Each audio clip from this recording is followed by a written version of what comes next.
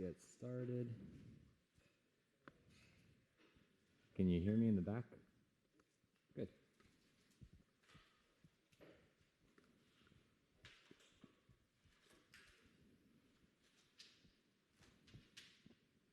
All right, today we're talking about decision trees. I personally find decision trees to be a bit of a weird topic because nothing seems particularly well justified mathematically when it comes to some of the things that we do here.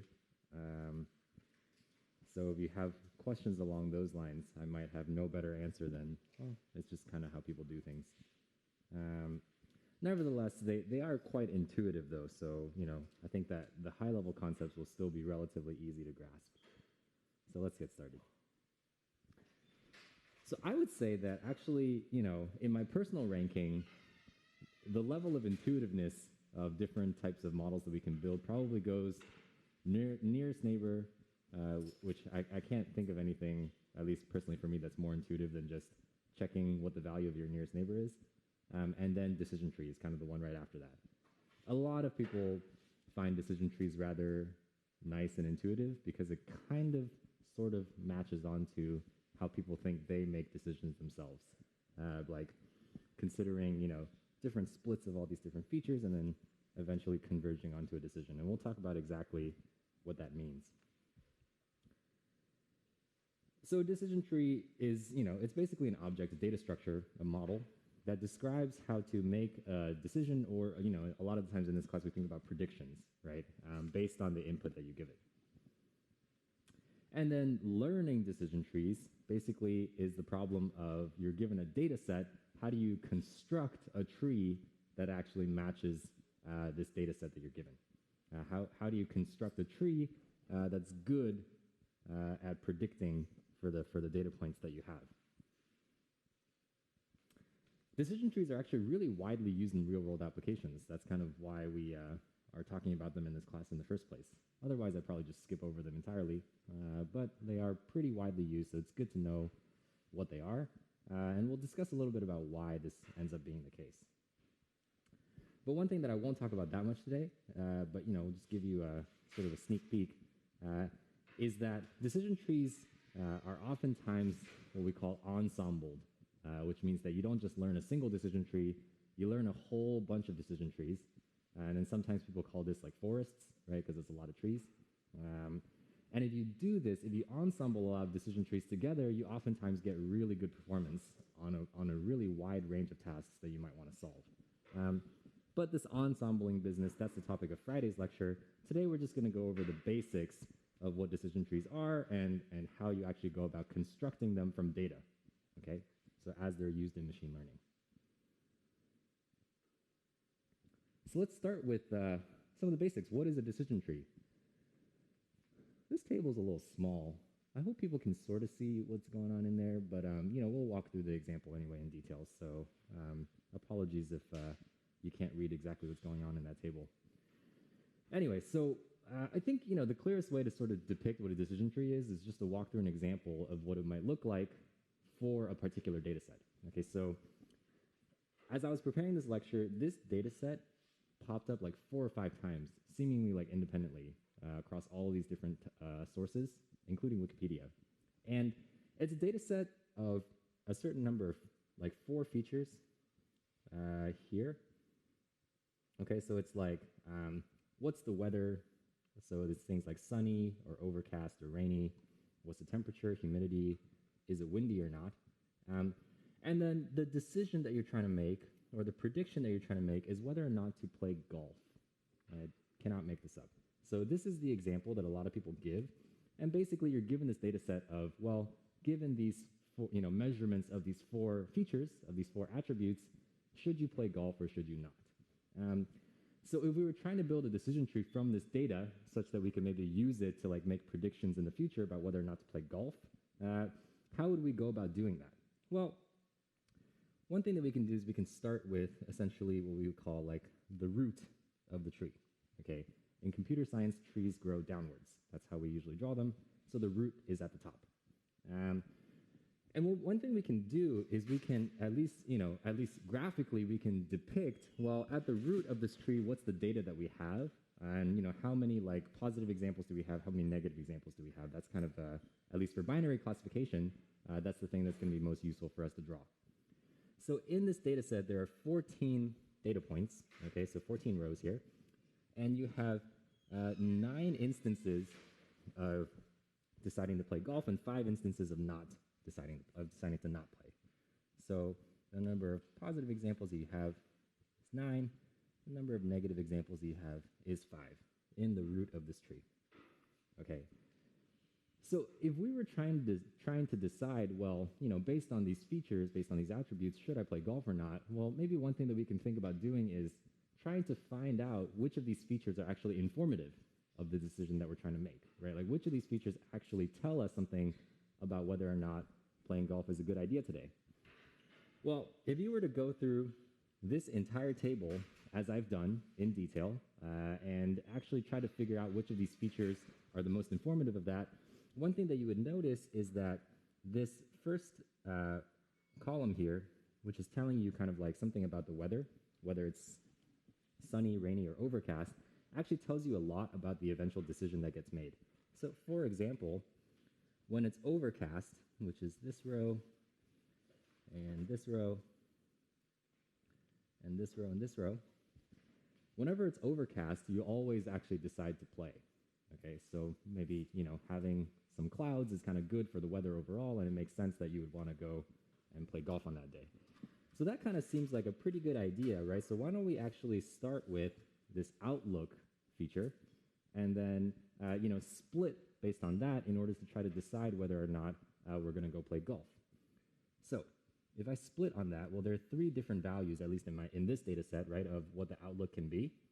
We can have overcast. We could have, I think the other one says rain. This other one here says sunny. Well, overcast is actually kind of nice because when it's overcast, I only have positive examples. I have 4 of them. Okay, and I have no negative examples, so I'm just going to leave that out entirely. When it's rainy, actually things get a little bit more complicated. So when it's rainy, I have these examples over here plus these ones. So I have a little bit of a mix, right, of 3 times where I say play and then 2 times where I say don't. So this node over here, the data that falls into this bucket, if I split on rain, right, I'm going to have 3 positive examples and 2 negative examples. I don't know why you're going to play golf in the rain, but anyway, apparently people are still doing that. And then if I look at sunny, I got these 2 over here, these 2, and this one over here. So I got 5 examples. Also, not particularly well split, right? So we have kind of a, this phenomenon of 2 positives and 3 negatives. So it seems like this first node that we've made here, if it's overcast, then we already have a pretty clear idea. If it's overcast, go play golf, right? Like this is kind of the decision that we're going to make according to this data. However, the story for these 2 is not yet particularly clear, right? If it's rainy or it's sunny, I kind of make these mixed decisions. Well, why do I have mixed decisions between positive and negative? It's because there are other features in my data set that I could potentially use to try to make my decision more fine-grained, right? So I'm not just limited, of course, to, only splitting on one feature. I could consider doing this more times as well to try to see if I can get something a little bit more accurate, right? So if we go back to this rain example over here, and I have, again, these 5 examples, just knowing that it's rainy doesn't actually give me a whole lot of information about whether or not I should go play. But maybe if I take a look at these examples specifically and then try to figure out, are there other things that will help me decide whether or not to go play? Actually, there is, okay? Because if I look at these 2 examples of this one that says don't play, this one that says don't play, what they have in common is that it's windy. Okay, so this windy attribute is true. And then for the other ones, it's not windy. So now I've actually figured out, well, if it's rainy, but it's windy, then I don't want to go play. Otherwise, if it's rainy, but it's not windy, then I do. Okay, so this is kind of like that multi-level decision at this point, right? Like two different things. Like first I decide, well, first I figure out is it raining or not, and then after that I figure out, well, is it windy? And then the combination of these two things is actually going to tell me whether or not I should go play golf. So if I take this and I split it again based on windy, okay, so I could say, you know, if windy is true, this over here is windy. If windy is true, well, now I have a very good split of my data, right, where I have just two instances of not going to play golf. Oops.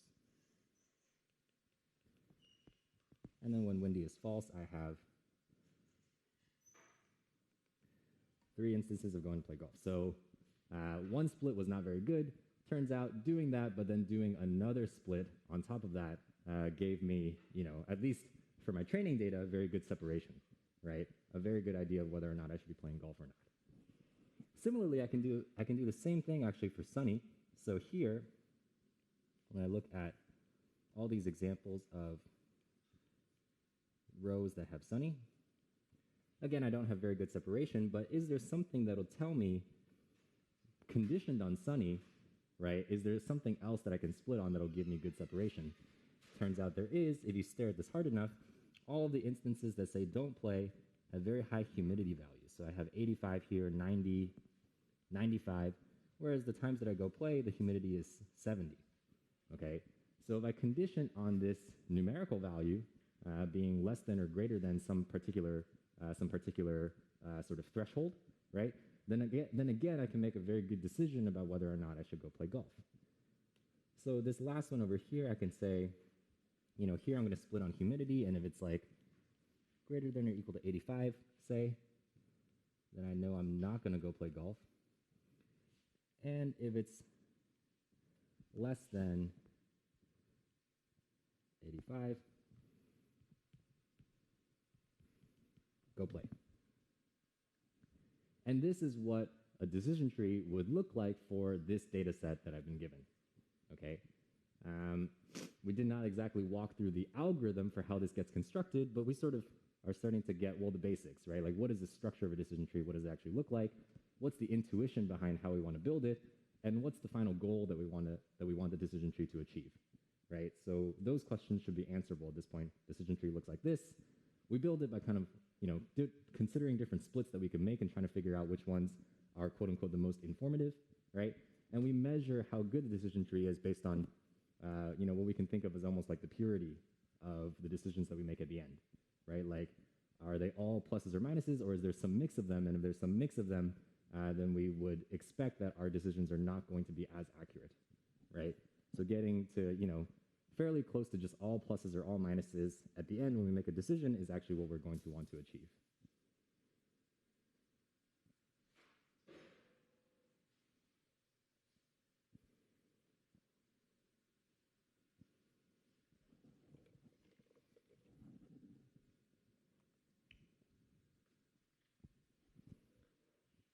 Here is some of the same information, but in text form.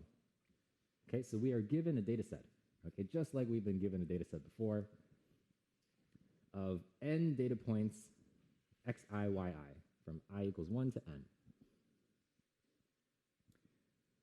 And a decision tree for this problem, let's, you know, forget about learning the decision tree for a second. Just think about having a decision tree, okay? So you've been given one or you already learned one or something like that. What the decision tree does procedurally, right, is it does these repeated splits on features of x, right? And when it splits on a particular feature of x, we call that an internal node of the tree. So these nodes were like the squares that we were drawing before that had some number of pluses and minuses that represents the data at that node, right? And then once it does these splits a certain number of times and it gets to the end, if it gets to a node that doesn't do any further splits, right, we call that a leaf, and we use that leaf to make a prediction, right? That's basically all a decision tree is doing, is just repeatedly splitting on these select features of x at each internal node in order to predict y at the leaf nodes.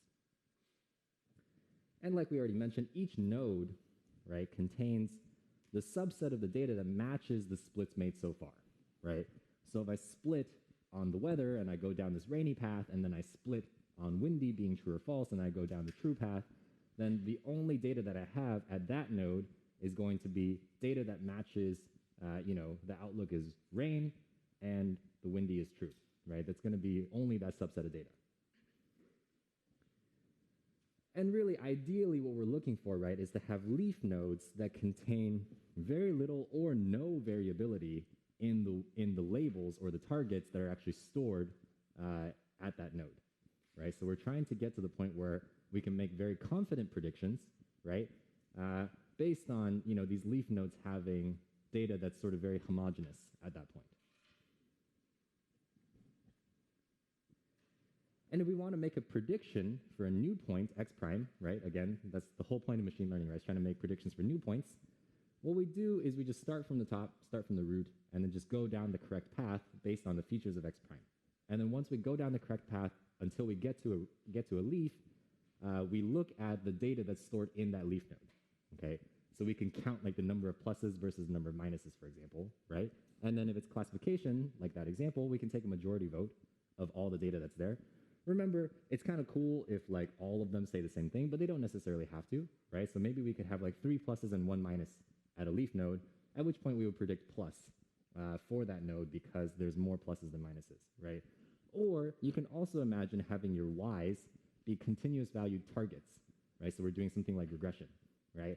And in that case, what we might want to do is take an average of all the targets that we have in that leaf node in order to make a prediction for regression tasks.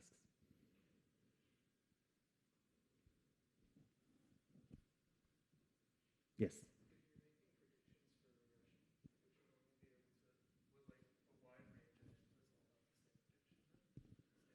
Would a wide range of inputs all have the same what?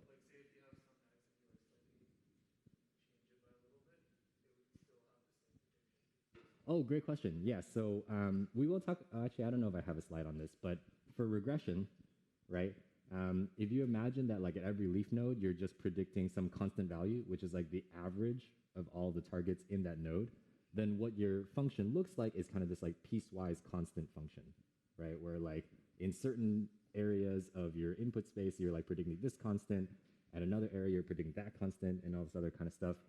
It's not the most elegant solution, but if you make a lot of these splits, you might still be able to get some fine-grained predictions out of that. Although whether or not that's a good idea kind of depends on how much data that you have, right? So decision trees for regression are a little bit more of a weird fit, but nevertheless, theoretically, it is possible to build decision trees for regression.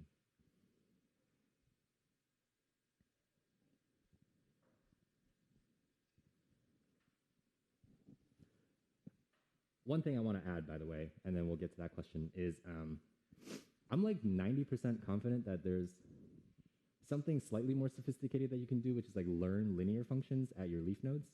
So then your leaf nodes each represent like a different linear function, and then you have like piecewise linear instead of piecewise constant at that point. I know that that does something with like making the complexity of the tree learning worse, but I don't know exactly by how much. And I'm also not 100% confident that people really do this in practice, but I think that it is also a possibility. Is that how the sklearn decision tree works? I don't think so. I think scikit-learn's decision tree regressor is piecewise constant. I think. Yeah. Okay. Yes. Yes.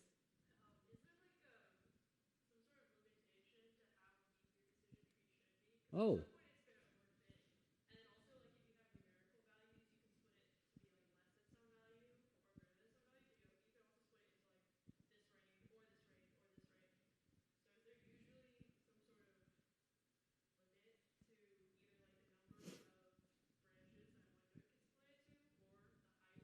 Fantastic question. Yeah. So I do touch on this later, but this is a great question. We could just at least answer this partially right now. So, is there a limit to things like the depth of a tree that you want to build, and also like the branching factor, so to speak, of like how many potential splits we might want to make in order to control things like overfitting? So we will talk about overfitting at the end, but in general, yes. So oftentimes when we're building trees, we'll specify something like a maximum depth that says like, don't build your tree bigger than like depth 5 or 7 or something like that, because at that point you're probably just splitting your data at too fine of a level, and you're not actually going to get good generalization out of that tree. So oftentimes limiting the depth is very common. When it comes to things like limiting the branching factor, there are actually other factors at play here. So imagine that you have, a numerical attribute like temperature that takes on, all these different possible like continuous values, right? Knowing how to split that is actually very complicated, right? Because it's not something like true or false that you just split twice, or it's not even something like categorical, which is just split into the k different values, right? Technically, for numerical values, you could kind of split it anywhere, right? And it gets really complicated to try to figure out how to do that. So typically what people do for numerical values is just split on less than versus greater than for some nominal value that is like, in the data set. And doing anything more complex than that really makes it very complicated to try to actually learn the tree in the first place, so people don't usually consider that scenario. Yes? What do you do when you have more features than data points? Interesting question. So in general, right, if for any model, and not just decision trees, you usually want to make sure that that doesn't happen, and then you like collect more data if you need to, or like, delete some of your features. But for decision trees in particular, I think everything can still proceed as what we originally said. It's just that you have a higher risk of overfitting at that point, right? Like where maybe some of your feature splits could just give you like perfect classification on your training set, but doing so is not actually particularly useful, right? Because you're not going to learn a decision tree that actually generalizes that well. However, it's probably the case that like things like linear classification and regression could also, do really wonky things there, right? Like if you have more features and data points. So I think in general, that's it's important to try to avoid those types of situations to begin with.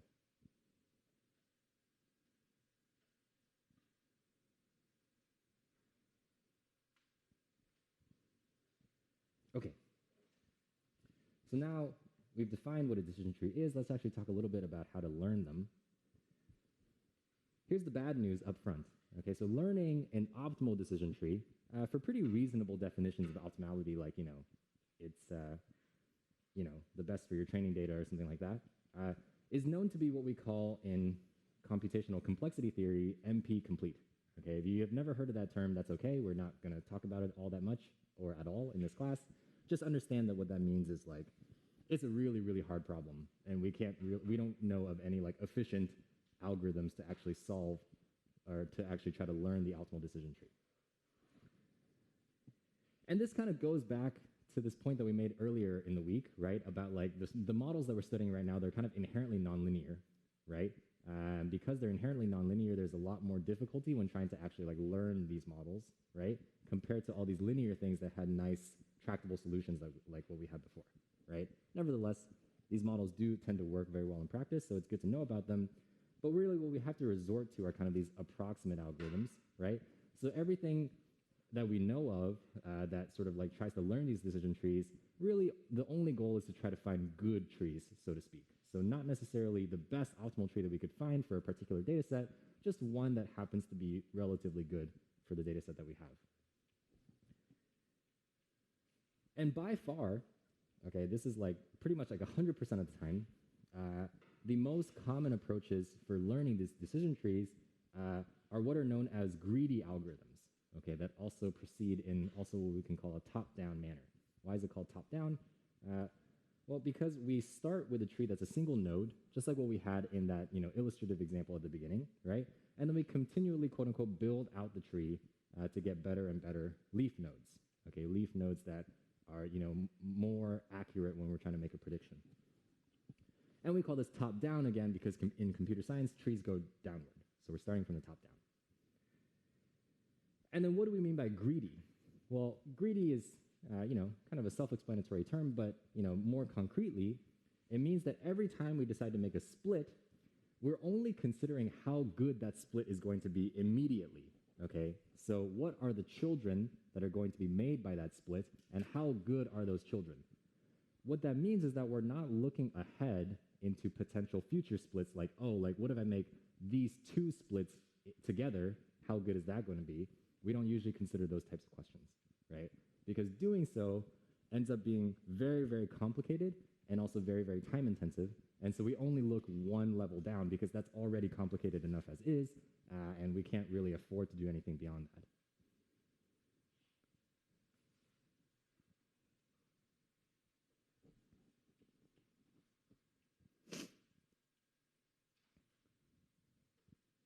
So then once we know these things, actually, we can pretty much wrap it all up and say, here's the general way that we're going to learn these decision trees.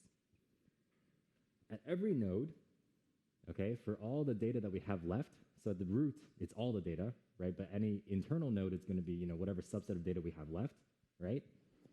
We consider all the possible features that we could split on, which might mean only like the remaining features if we already used some features early in the tree, right?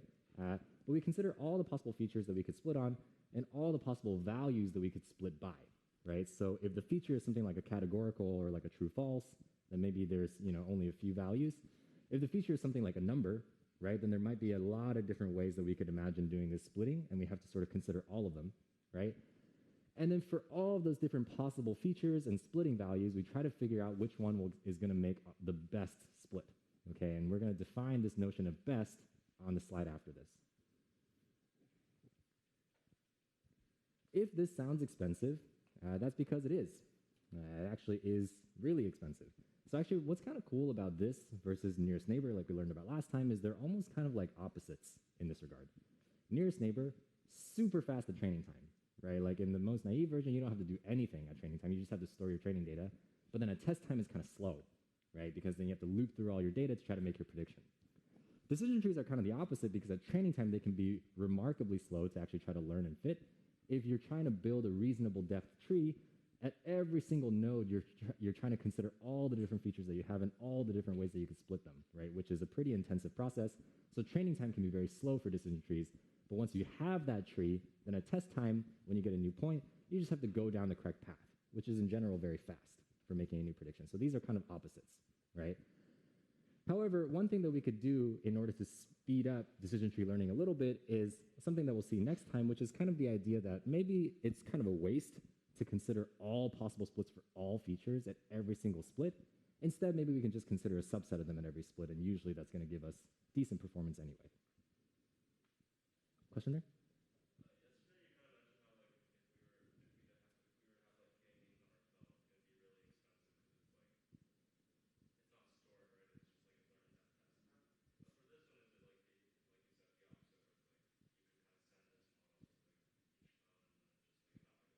Great question. Right. So a question about, most specifically what this question is asking about is kind of like the storage costs that are associated with like actually using the model to do like new predictions, right? So for nearest neighbors, that sucks, right? Because you're like storing your entire data set and maybe that entire data set is massive. So you can't imagine doing something like deploying quote unquote a nearest neighbor model to a phone, right? Because deploying the model literally means just like deploying the data set, right? Whereas something like a decision tree, you can imagine if you have a reasonably sized tree that probably doesn't take up all that much memory, right? So after you learn it at training time, which is very expensive, maybe you do that on some supercomputer somewhere, right? Then you have a model that's fairly reasonable in size that maybe you can deploy out to all these different phones and stuff like that, and then use that in order to make your predictions, right? This is also part of the difference between things like parametric versus non-parametric methods in general, right? Like they make all these different, trade-offs.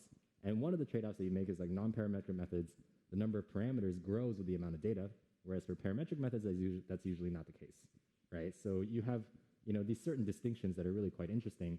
And that is, one of the concerns that, you would have in terms of deciding between something like nearest neighbor and decision trees. You have to consider some of the practical applications of what's even feasible for your application. Yes.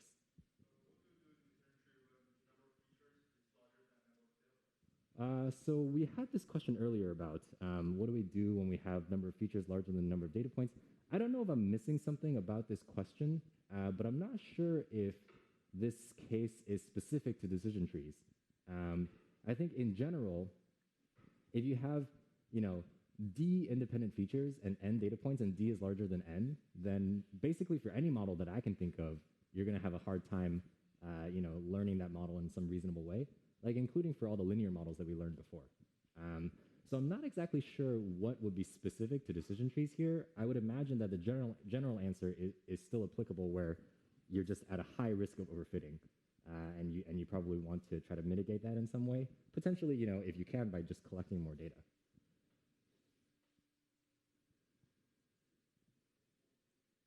Okay, but one thing that we haven't done so far is how do we actually define whether one split is better than another? Okay, so we have, some intuition behind this, right? Like we want leaves that, contain majority one class, right? So that we can make more accurate predictions. But how do we actually quantify that into numbers that we can compare against each other? So there have been some various metrics that have been proposed in order to try to characterize the quote-unquote goodness of a particular split. The reason that this is not so bad and it's fairly easy to understand is because they're pretty much actually, if you zoom out far enough, they're pretty much all the same. And they're kind of all based on information theoretic concepts, right? So remember when we talked about information theory in lecture 2? Well, we're coming back to that now and actually using some of those things that we learned, or using some of those things that we reviewed. So let me tell you about one metric, which is probably the most common metric, which is called information gain.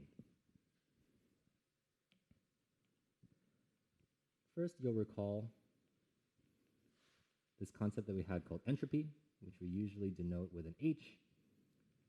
And we can do something like pass in a distribution, right, for computing entropy. And it's defined as the negative, expectation or sum over all the different possible values of x of this thing right here, right? So remember we had, some intuition about like log p of x or negative log p of x, we tend to call something like the surprise, right? Because the less likely p of x is, the higher the surprise is. So it's kind of like, well, if that happens, I'd be super surprised, right? Because it was super unlikely to begin with.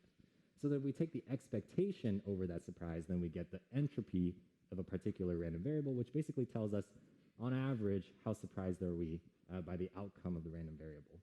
I think surprise, again, is still like, at least not that intuitive to me, but we can sort of understand this as a measure of like, almost like how random or how chaotic this random variable is, where, if the random variable is like more uniform across all the different possibilities, it has a higher entropy. That's the basic idea. So how does that relate to what we had before? Well, let me just give you an example, right? So we'll draw part of the tree that we had before. Okay, so we had, 9 positives and 5 negatives at the top, so to speak, or, just as an example.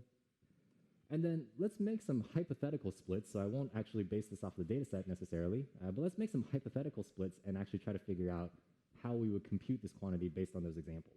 Okay, so if I made a hypothetical split on some attribute, and what I ended up with was something like, in this node I have 3 positives and 3 negatives. That's not super good, right? And then over here I have the remaining data. So 6 positives and 2 negatives. Well, what I can do for each one of these nodes is I can sort of look at what's the distribution of all the different labels that I have in these nodes. Here I have a binary classification task, so it's actually just 2 numbers, right? Probability of positive versus negative. In general, if I had, k-way classification, I would have k numbers that represent, p of 1 through k, right? But here it's, fairly simple because it's binary, so I can say that, the probability of positive at this node is, 9 over 14, right? 9 plus 5. And then negative is just the rest of that. Whereas over here I have, 1/2.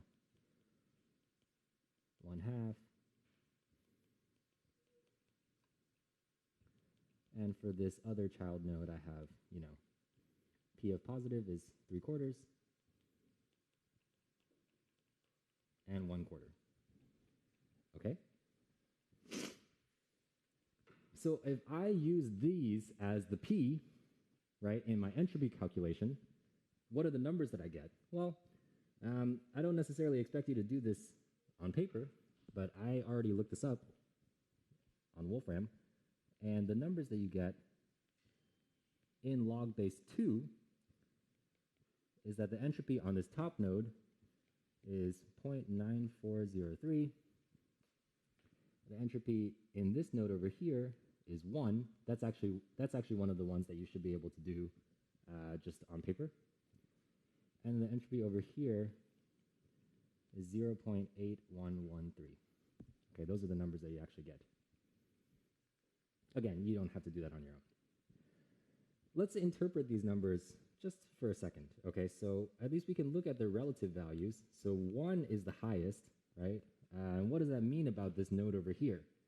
Well, actually, if I use this as a leaf and I try to make a prediction, that would suck, right? Because I have equal numbers of positives and negatives. It's really not informative at all in terms of me trying to make a prediction. So the entropy of 1 is kind of like the highest possible value that I could have in terms of possible entropy values, right? Whereas here I have the lowest entropy, 0.8113. Why is that? Well, it's because I have the most discriminatory power in this node over here, right? I have the highest proportion of positives to negatives, right? Because 3/4 is actually higher than 9/14, right? And so at that node, I can predict positive with the highest confidence, essentially, because I'm, most confident at that node that I would have, a positive example if I get there, right? And then this 9 versus 5 is kind of somewhere in the middle.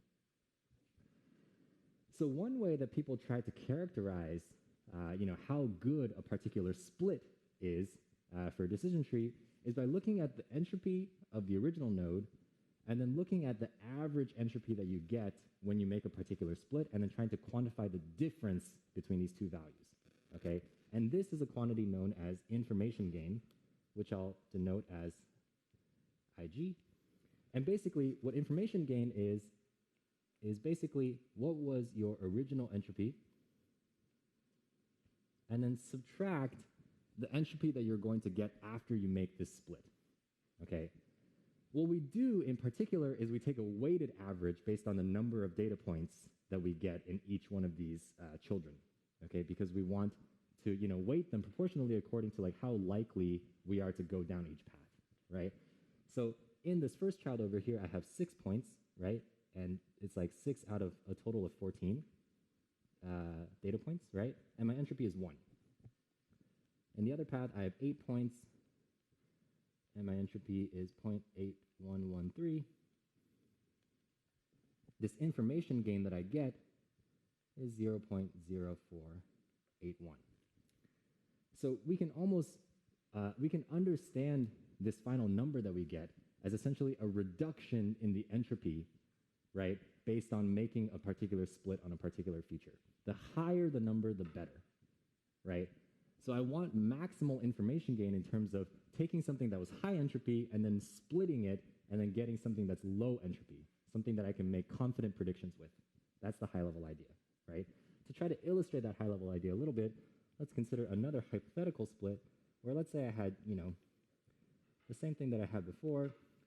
Let's say that there was some fantastic feature, right, that let me split my data perfectly so that here, I have only 9s. Over here, I have only 5s. Well, if I have these quote-unquote pure nodes, right, where I have only one class, the entropy is actually 0. And we can, you can work that out mathematically as well by the definition that 0 log 0 is 0. You have to make that definition, right?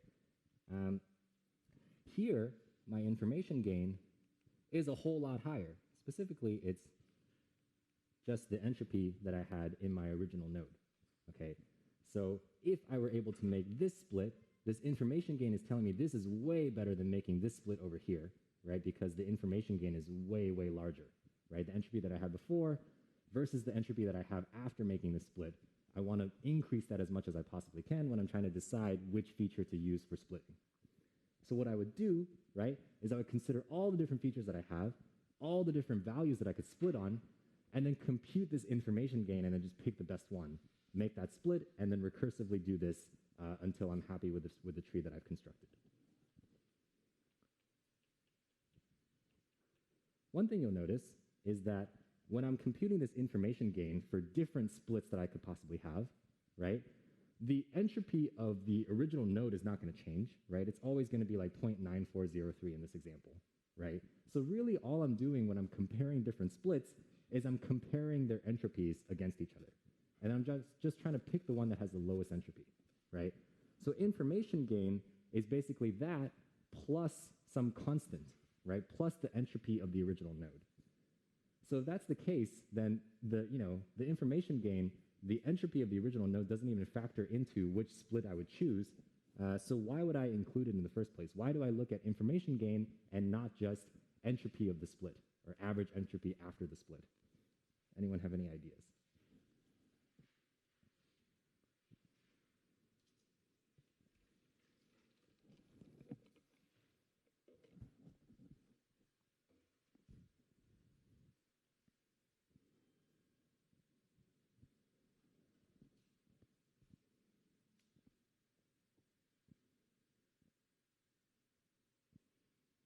Yes.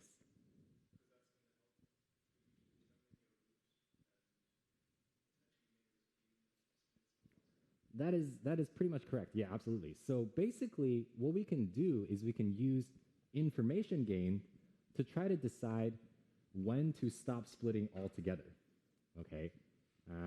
So if we want to do something like not overfit, for example, and we only want to make splits that are actually informative, what we can do is we can set a threshold on the information gain, and if it's too close to zero, then we can basically say, well, maybe this is actually not a good idea to continue splitting, because if I do that, I might just start overfitting to the data that I have, right? So I can basically, for a lot of data sets, I can always split until I get, maximal performance on the training data, but that's not always going to be a good idea for generalization, right? So I could say something like, if my information gain is like less than like 0.01 or something like that, right? Then I'm actually just not going to split at all. I'm just going to treat this node as the leaf node and just stop there, right? So that's kind of the idea behind looking at information gain rather than just looking at the entropy after your split. Doing the information gain can sort of tell you, is this a good idea to split in the first place, right? Whereas looking at entropy after the split kind of just compares the different splits that you could make.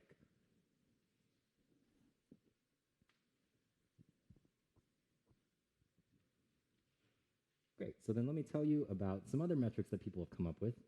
Again, these are all sort of like variants on a very similar idea that are all sort of rooted in information theory, right? But there's another metric that sometimes people use when learning decision trees called Gini impurity, or Gini, or something like that. And the basic idea is actually quite simple. So let's say that I had this node, 9 positives, 5 negatives. Here are my probabilities.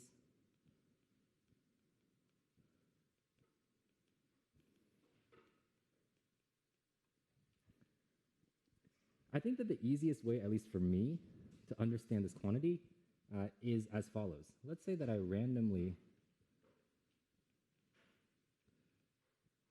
sample 2 points, okay? I can ask the question, how often do they disagree in terms of their label, right? How often is it going to be the case that I sample positive, negative, or negative, positive, right? Versus how often would that not happen? Well, in this particular example, right, if I first sample a positive and then I sample a negative, right, it has probability 9/14 times 5/14, right? But I could also do the other thing where I first sample a negative and then sample a positive, which is just the opposite of that, right? And again, if you compute what this number actually is, it's like 0.4592. So it's a little bit more likely that what you'll sample turns out to be, 2 of the same class, but not super likely, right? You still have like a 46% chance that you're going to sample things that disagree with each other.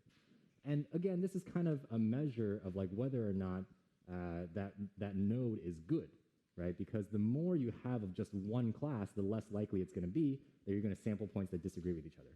So again, it's actually quite related to a concept like entropy, and there's actually very similar information theoretic ways that you can understand this quantity, but procedurally, this is basically what it is. We can also generalize this idea to having k classes rather than just 2. And we can write down this measure, which I'll denote as G, as the sum over all my classes of, sampling something from that class, which I'll call PK, and then not sampling something from that class, 1 minus PK. What is this? Well, if I just write it out as, two different sums by distributing, right, this multiplication, then I get something that looks like this, right? And what is this thing right here?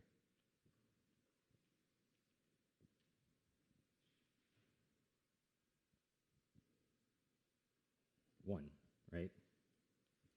So it's 1 minus the sum of all the probabilities squared, which kind of makes sense because the probability, pk squared is the probability of sampling class K and then class K, right? So I sum over all of those, and I subtract that from 1 in order to get a probability that I'll sample 2 points that don't agree with each other.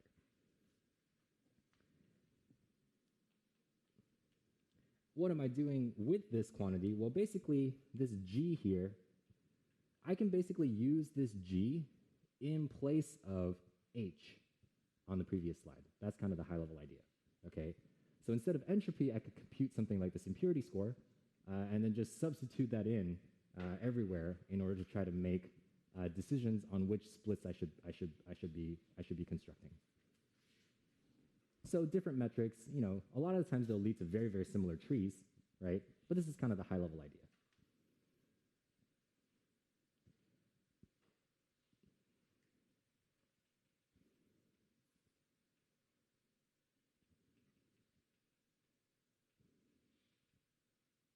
Okay.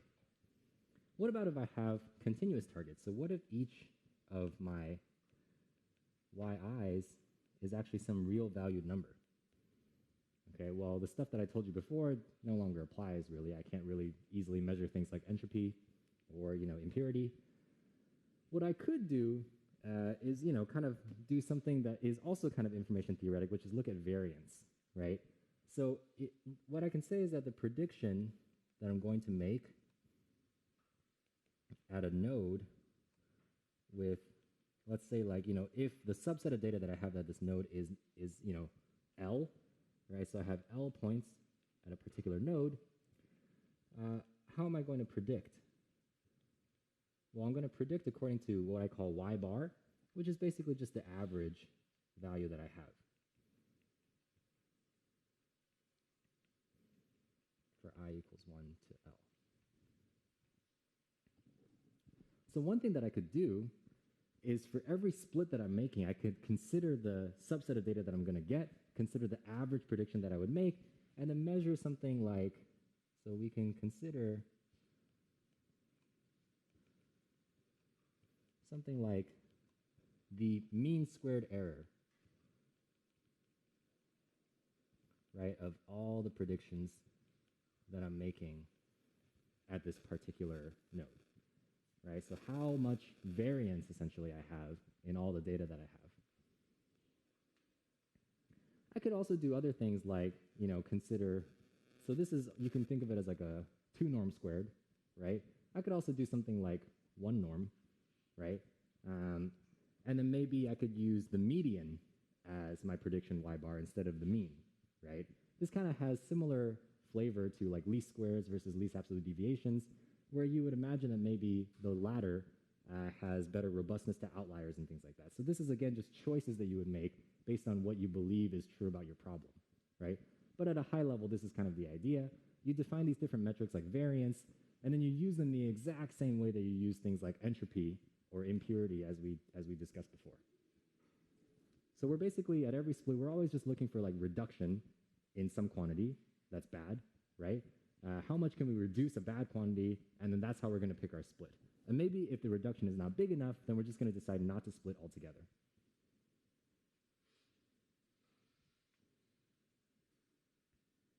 I have 2 slides that I'm going to zoom through. Apologies for that.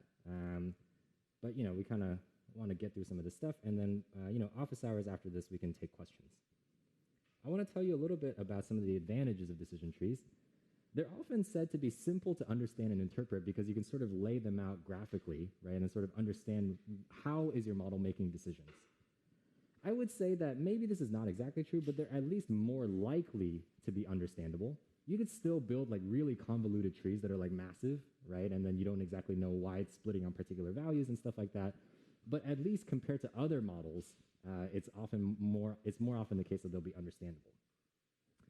One other thing that we also kind of glossed over, right, is that decision trees are kind of a natural fit for categorical data. Like if some of your features are like true false or like, one of k classes or something like that, it's actually quite nice to be able to sort of handle that out of the box without really any data preprocessing needed. And decision trees can also give people sort of intuitions on which features might be the most important if your tree decides to split on those first, or which features are irrelevant if your tree never decides to use them, and all those other kinds of things. So that's also kind of nice for trying to understand your data a little bit more. Nevertheless, there are some downsides to decision trees. For example, they can overfit. If you build your tree too deep and all of your leaves, for example, only have one data point,